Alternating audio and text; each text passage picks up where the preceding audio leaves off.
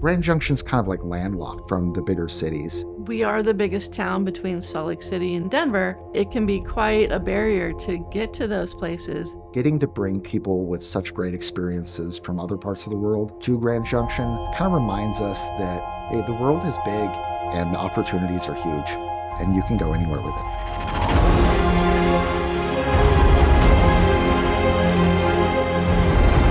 This year is our 10th anniversary Comic-Con. So rewarding to see how much it means to the community. Seeing people's faces light up when they come in and they're just like, this is so cool.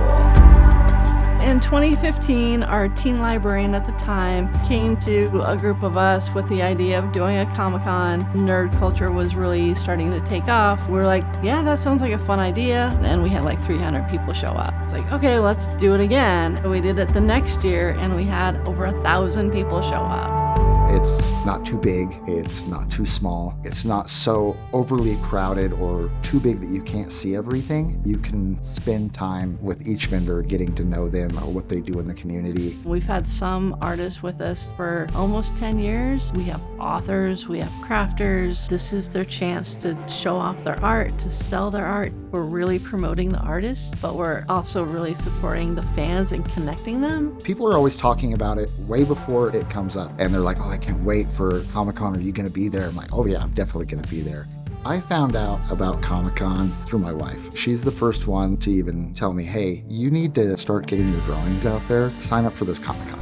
Participating in this, I think, for 9 years now. Whenever it starts getting closer to Comic-Con, I start trying to crush out as many drawings as I can. I'm down to about 10 hours per drawing. My process for drawing these characters start out with sketches, like little tiny thumbnail sketches. I just work in layers, sketch layer, and then I do a fill layer where I shade everything and then I color it. People will come into the booth, they say, have you drawn this? Or have you mashed up these two characters? And I'm like, no, that's a great idea. Come back next year, I'll have something for you. There's something about sharing a fandom, and when you see somebody loving the same character that you do, there's that connection. One of the things that you definitely will see is people in costume. We call it cosplay. It's where they dress up in costume as one of their favorite characters and act as that character throughout the day.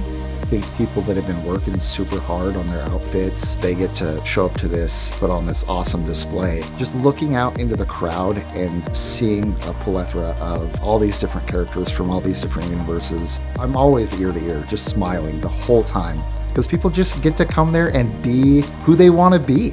I've been doing this Comic-Con since I was 9. The only Comic-Con I've really been to, and I've been doing it for 5 years. The first year I did my Wonder Woman costume because I used to be obsessed with Wonder Woman. I was 7 or 8. It's really fun and I love it. The contest for cosplay, we have 4 different categories for kids, teens, adults, and then the group. We have cool prizes that you can win. They asked what universe you're from, what your name is, and what you had to do to make your costume and how long it took. It depends how hard the costume is. Normally right after Comic-Con I start planning. It normally takes me a couple months. I like to try to get up early. I have to do makeup, make sure it looks good, make sure I have everything, then get there.